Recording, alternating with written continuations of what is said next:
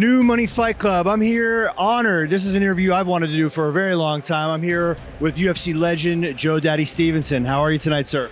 I'm excited. I got to watch people that I actually love fight. I don't really watch fights too often unless I care. And this happened to be a day that a bunch of people that I care about and have meant something in my life were competing, and I got to have the honor of commentating them, which was a complete blessing.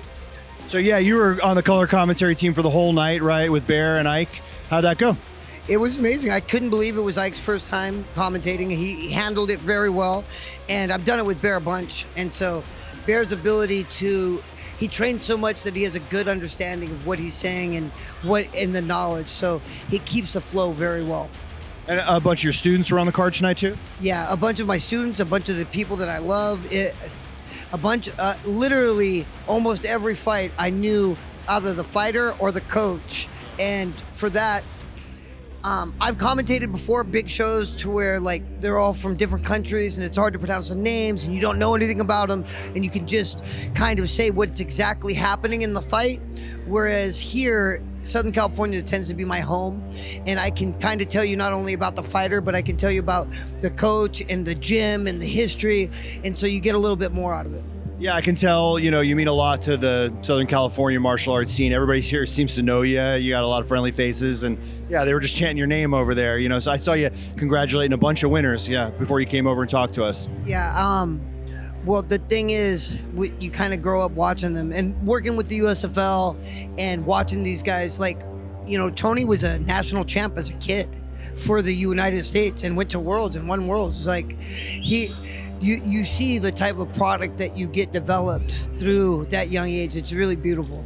Well, let's talk about that. That's something you're very passionate about. We actually just spent a week with Joe in Monterrey, Mexico for the IMMAF Pan-American Games. So it was great. We got to hang out with you, see you coaching and working with these young people who you've been training up since, they're in the kids class, right? And then they're winning in the world stage and then they're fighting here on these local shows too. Yeah, it's actually, the U.S. team took it. So like the 18 and up, we were able to get enough golds to take first. And that to me was a very, very amazing feeling.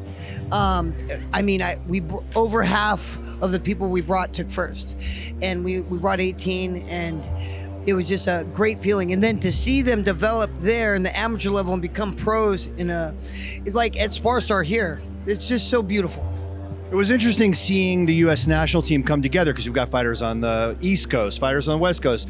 Chicago guy came, but they had really interesting camaraderie by the end of the week. It was lovely to see how they bonded, right? And I think the coaching staff had a lot to do with it. How do you talk to all the fighters? They're coming from different gyms. They're not training together like you would see like the Russian national team or something.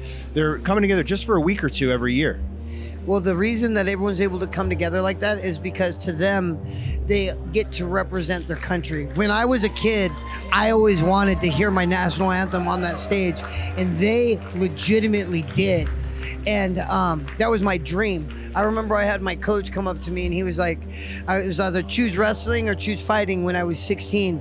And he was like, you're gonna be an okay wrestler, but you can be a great fighter.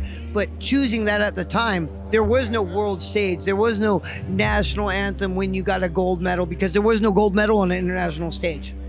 And to watch these fighters, to see what they're being brought up to. And this has been like, I think a 10-year process.